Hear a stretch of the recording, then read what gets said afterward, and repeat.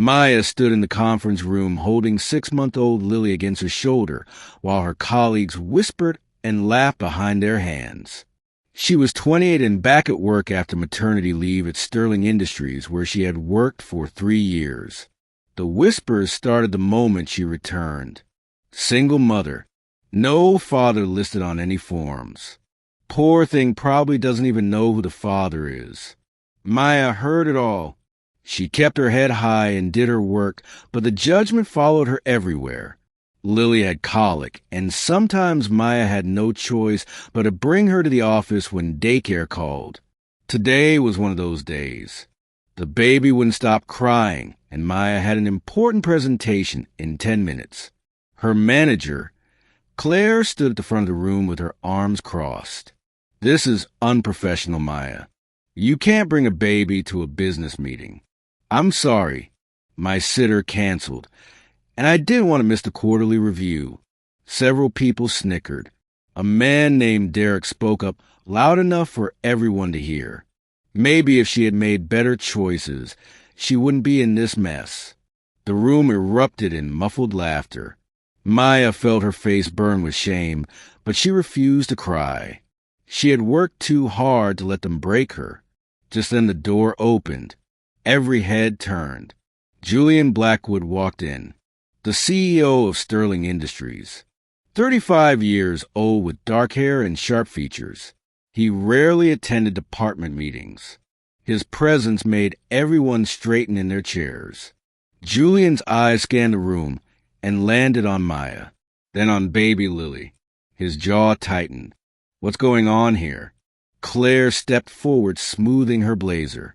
"Mr. Blackwood, we weren't expecting you." Maya brought her infant to a professional meeting, and what? His voice was ice. Claire faltered. "Well, it's just not appropriate." Julian walked slowly to the front of the room. His footsteps echoed in the silence. "Let me tell you what's not appropriate. Mocking a colleague, making assumptions about someone's personal life, creating a hostile work environment." He turned to face the room. "Every person who laughed just now should be ashamed." Derek shifted uncomfortably. "With all due respect, sir, we were just..." "Just what?" Julian's gaze could have cut steel. "Judging someone you know nothing about." Maya stood frozen. She had no idea why the CEO was defending her. They had barely spoken in the 3 years she worked there. Julian turned to her, and his expression softened. "May I?" He gestured toward Lily. Maya hesitated, then carefully passed the baby to him. Julian held Lily with practiced ease. The baby immediately quieted against his chest. He swayed gently back and forth while the entire room watched in stunned silence. "I want to tell you all a story." Julian's voice was calm but firm. "A year ago, I met someone at a company retreat. Someone kind and brilliant who treated me like a person, not a title. We spent one evening together talking under the stars.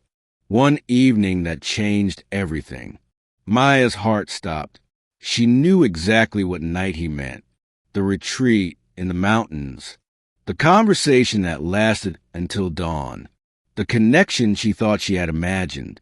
We both agreed it could never be anything more. Julian continued. "She worked for this company, and I was the CEO. It wouldn't be appropriate.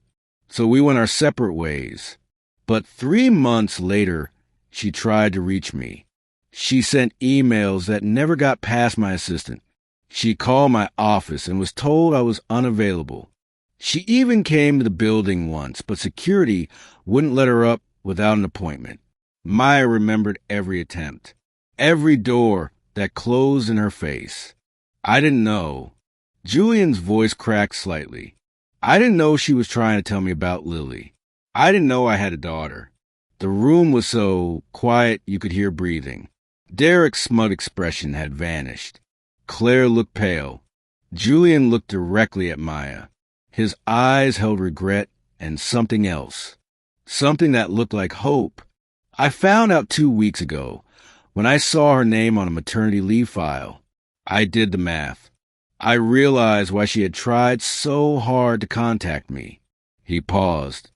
I've spent the last 2 weeks trying to figure out how to make this right. How to be the father I should have been from the beginning. Maya felt tears streaming down her face. She had carried this alone for so long.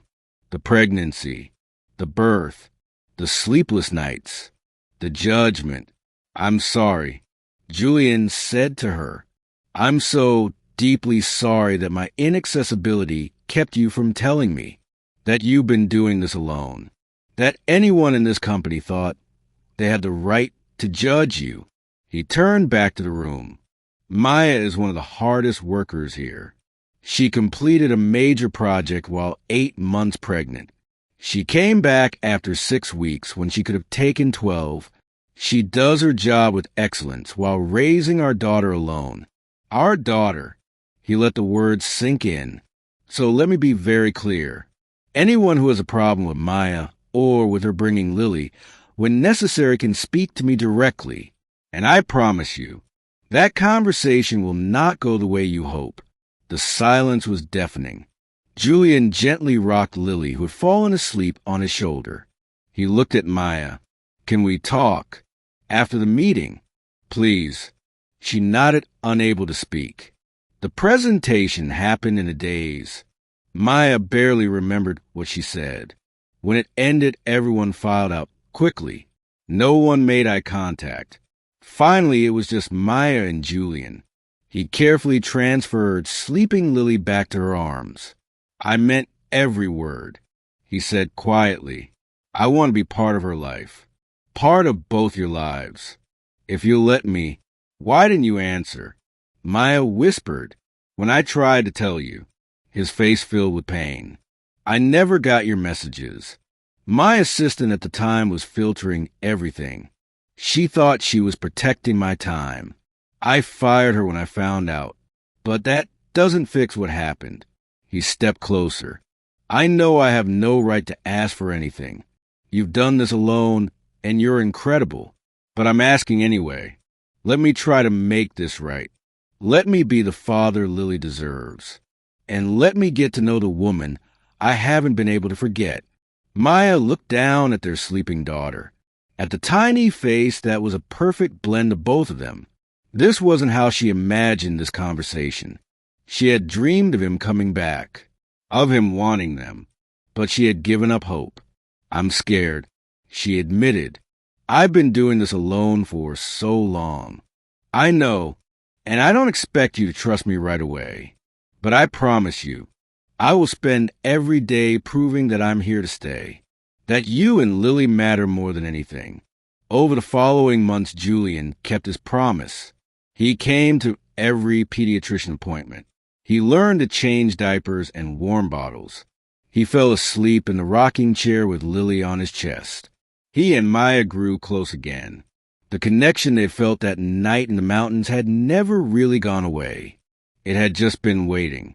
6 months later, Julian proposed in Maya's small apartment, with Lily playing on the floor between them.